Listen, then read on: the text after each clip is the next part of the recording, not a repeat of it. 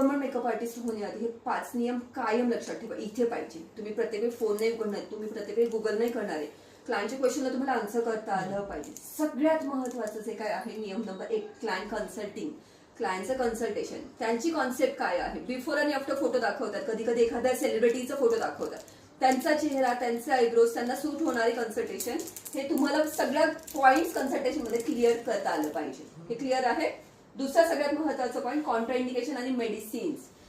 ते जे कोणते क्लायंट तुमच्याकडे परमनंट मेकअप किंवा लिपसाठी आलेले आहेत, त्यांचे कॉन्ट्रा इंडिकेशन, डू डोंट्स, त्याची स्किन ते करण्यासाठी कॅपेबल आहे का, कुठले ऑपरेशन झालेले आहेत का, कुठले मेडिसिन चालू आहेत का, आता त्यांची बॉडी हिस्ट्री काय आहे, केस हिस्ट्री काय आहे, हे सगळं तुम्हाला डायग्नोज करायचं आहे. पैसे मिळणारे म्हणून काही पण नाही. हा, त्यामुळे ह्या गोष्टी तुमचा क्लिअर पाहिजे. कसं करायचं आपण प्रत्येक टॉपिकवरती आपण डिटेलिंग सांगणार आहोत. तिचा सगळ्यात महत्वाचा पार्ट आहे मॅपिंग आणि मेजरिंग. मॅपिंग आणि मेजरिंग, प्रत्येकाचा फेस कट वेगळा आहे ना. बरेचदा सेलिब्रिटीचे फोटो दाखवतात की तिच्यासारखी मला आयब्रोज पाहिजे, तिच्यासारखी जाड पाहिजे, अमुक अमुक सेलिब्रिटी सारखे पाहिजे. तुझा चेहरा वेगळा आहे ना, तुझी आयडेंटिटी वेगळी आहे. तुमचा फेस काय बोलतोय, काय सांगतोय हे तुम्हाला मॅपिंग मध्ये क्लिअर होईल. मेजरमेंट, 1 आणि 1 mm च्या अंतराने पण खूप सारा फरक पडतो.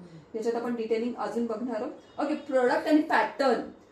तिच्यासाठी जाणाऱ्या आयब्रोचा पॅटर्न वेगळा, तिच्यासाठी जाणाऱ्या आयब्रोचा पॅटर्न वेगळा, तिच्यासाठी जाणाऱ्या आयब्रोचा पॅटर्न वेगळा, हे तुम्हाला ठरवता आलं पाहिजे. असं नाही की ऑम्ब्रे ब्रोज झाले, हे हायब्रिड ब्रोज झाले, कॉम्बिनेशन ब्रोज झाले, हे सगळ्यांना एकच पॅटर्न तुम्ही गिरवता. नाही, प्रत्येक टेक्निक फार आणि फार वेगवेगळं आहे. खूप मोठा सिलेबस आहे, खूप मोठा सिलेबस आहे. ओके, आणि सगळ्यात महत्वाचं फॉलोअप. क्लायंटने आयब्रोज केले तर सोडून दिला असं नाही. क्लायंटचं डे 1, डे 2, डे 3 आपल्याकडनं फॉलोअप गेला पाहिजे. आता क्लायंट तुमच्याकडनं आयब्रोज करून गेले म्हणजे टाटा बाय बाय नाही, तो 15 दिवसांनी 1 महिन्यातून तुमच्याकडनं फॉलोअप झाला पाहिजे.